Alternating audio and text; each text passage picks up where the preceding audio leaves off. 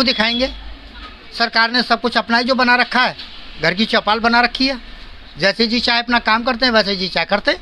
आप किसानों के समर्थन में है सर, इसका मतलब? जी किसानों के नहीं, किसान अन्न उगाता है, किसान हमें रोटी देता है, किसान के बल से ही हमें कपड़ा मिलता है।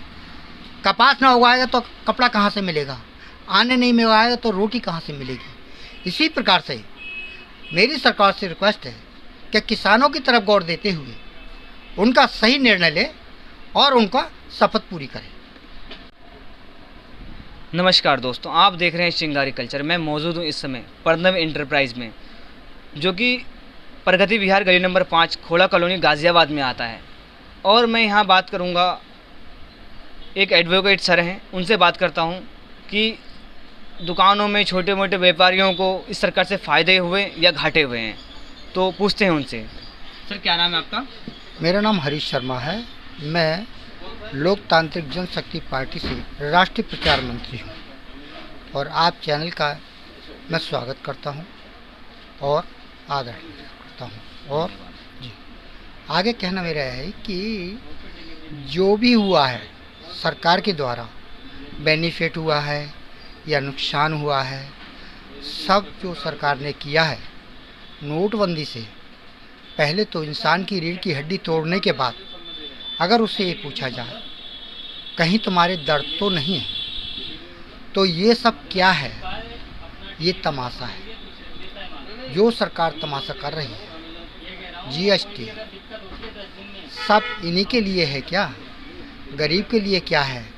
गरीब तो 2 पैसे कमाता है, उसके ऊपर भी जीएसटी है। कपड़ा खरीदता है वो, उस पर भी जीएसटी है।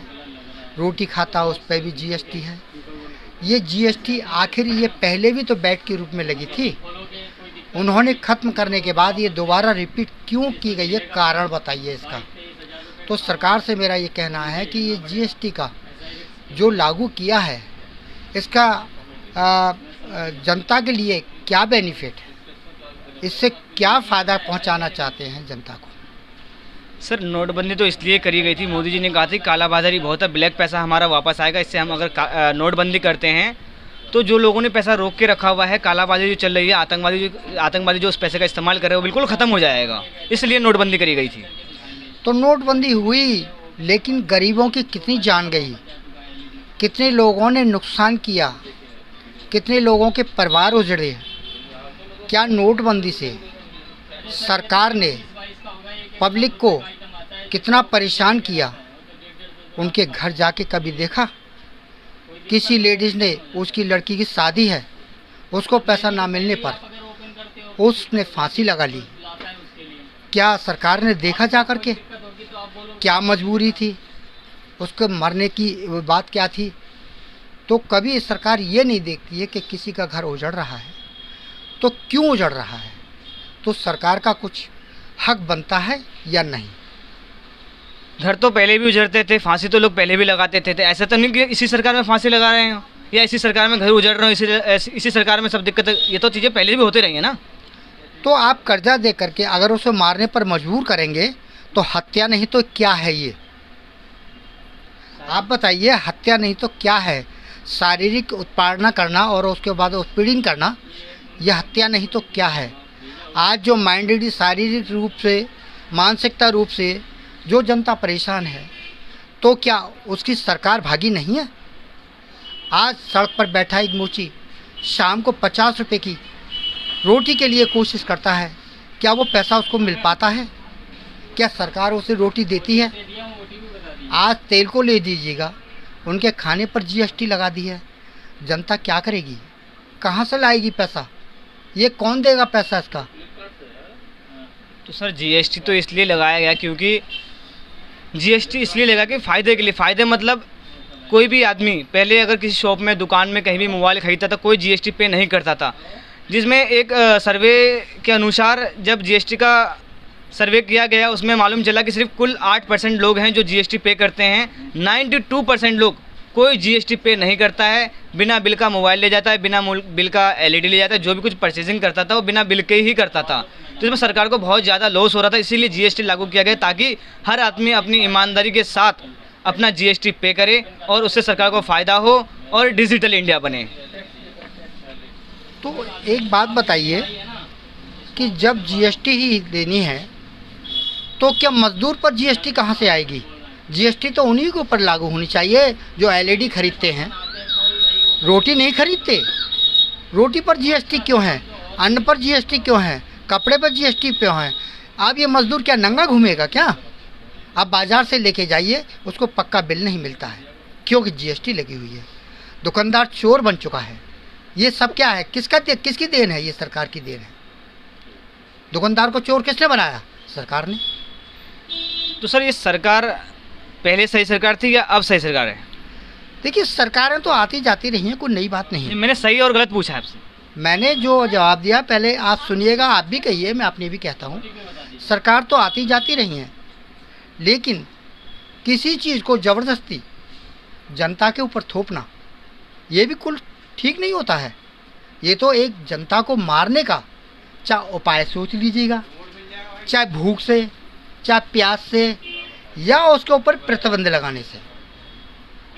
आप इसमें कितना महसूस कर रहे हैं ये आप भी जानते हैं। चैनल वाइज चाहे आप देख रहे हैं, हर चैनल, एनडीटीवी, सीसीटीवी, जो भी चल रहे हैं आपके चैनल, तो क्या चैनल कुछ कह पा रहे हैं जनता के बारे में? क्या सरकार को नहीं पता कि जनता कोई चीज़ होती है या नहीं? जनता चाहे तो सरकार को पलट दे, लेकिन जनता चाहती है कि सरकार हमारे लिए कुछ फ़ायदे किए, लेकिन जनता को आज तक फ़ायदा क्या हुआ? सर कोरोना की वैक्सीन लग रही है बिल्कुल फ्री ऑफ कॉस्ट, उसका पैसा सरकार पे कर रही है। इसको मोल कौन लाया था? कोरोना को कौन मोल लाया था? सरकार। सर कोरोना सारे देश में, कोरोना कोई आप सिर्फ हमारे देश में? देखिए, हमारे देश से ही मतलब नहीं था। क्या जिनपिंग को लाना ये कोई मेहमान था जो यहाँ हिंदुस्तान में लाने के ऊपर कम से कम 25 अरब रुपया उसके ऊपर खर्च किया था? कौन था ये?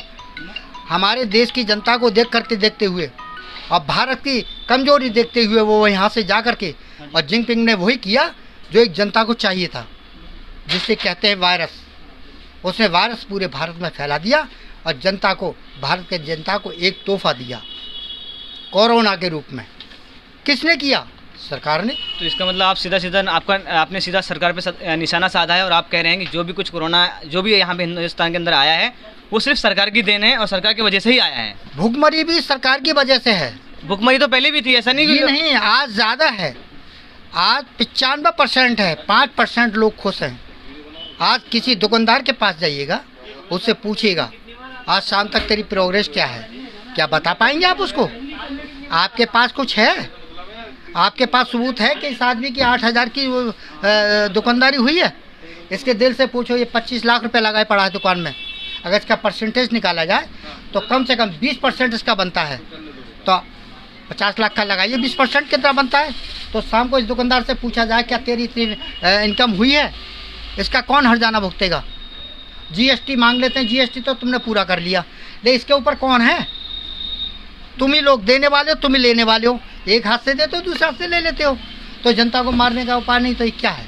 चाहे भूख से मार दो, चाहे दबाव से मार दो, प्रभाव से मार दो, किसी तरीके से मार दीजिए आप। सर बहुत अच्छा लगा आपसे बात करके। सर एक लास्ट क्वेश्चन है, सवाल है मेरा जी।